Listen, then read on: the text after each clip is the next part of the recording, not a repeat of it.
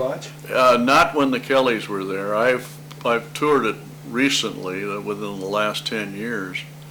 But I heard a lot about it from my mother, who had been there.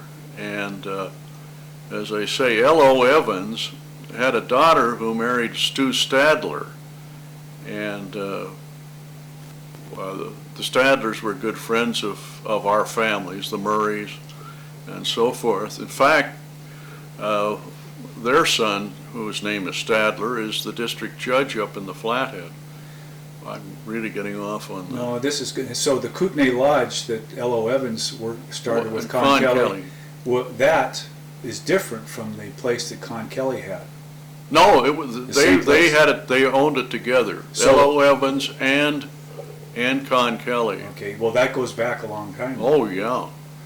Okay, and then is that the place where Con Kelly used to have his own security guards?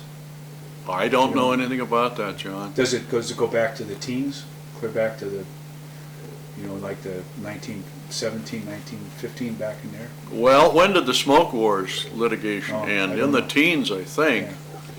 And as I say, L.O. Evans wanted to relax and rest, and he went up and was fooling around up in that area around. They had to take a boat up to the end of Flathead Lake and then drive in. That was pretty remote where Swan Lake is now at that time.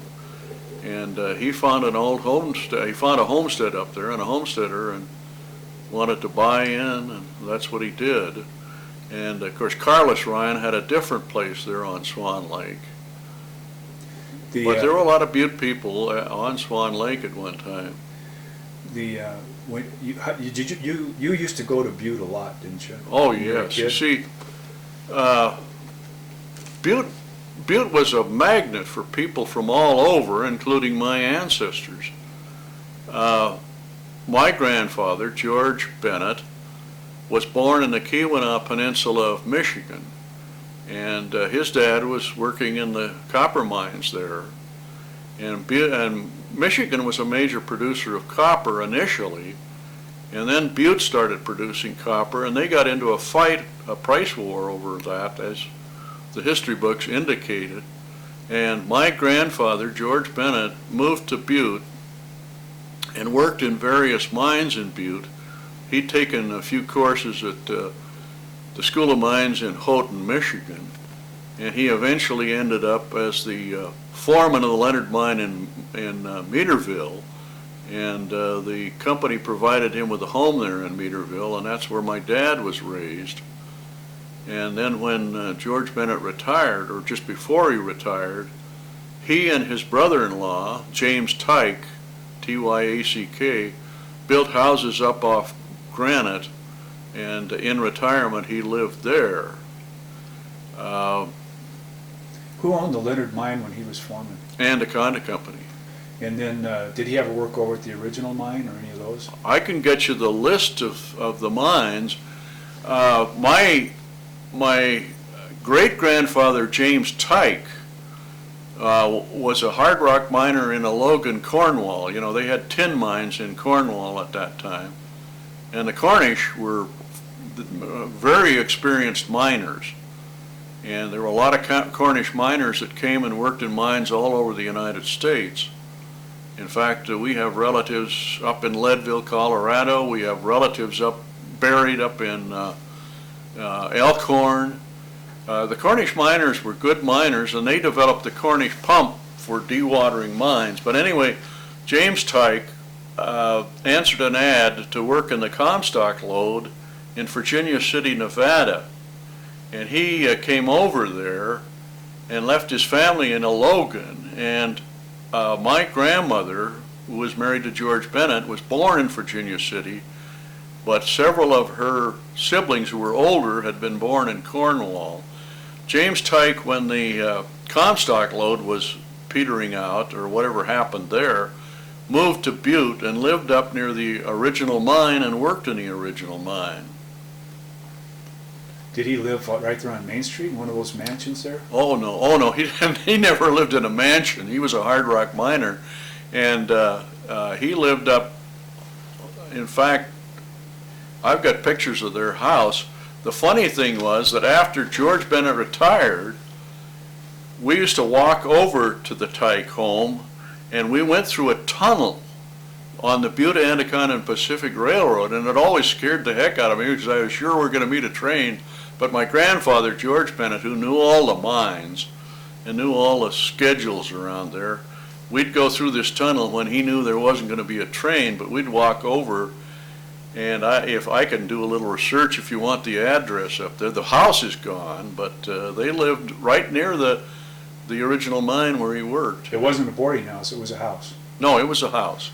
Okay, and then... But those houses were anything but mansions, believe me.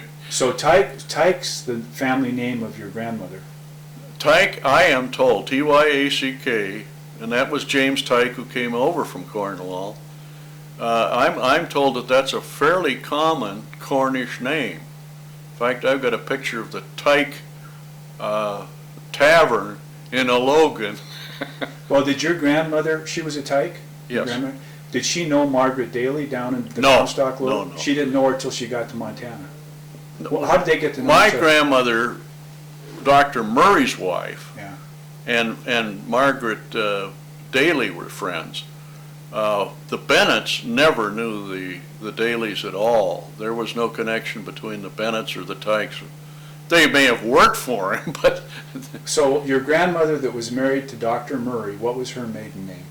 Her maiden name was Noyes, N-O-Y-E-S, Okay. Noyes. And John Noyes made a lot of money in Butte in real estate.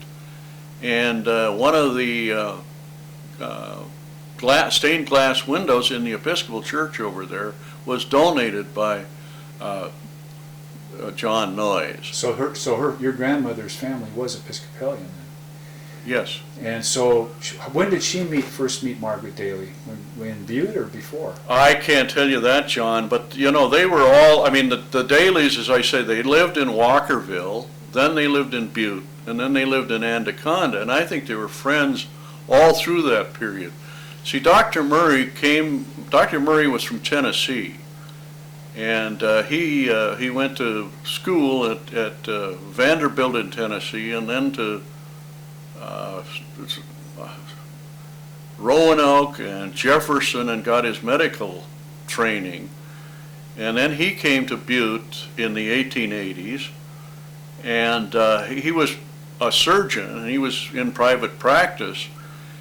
And one of Senator James Murray's uncle, who Bill Murray told me was the fourth Copper King. You know, there were three Copper Kings, Daly, Clark, and Heinze. But he was the fourth Copper King, made a lot of money. He lent Dr. Murray the money to build the Murray Hospital and Murray Clinic.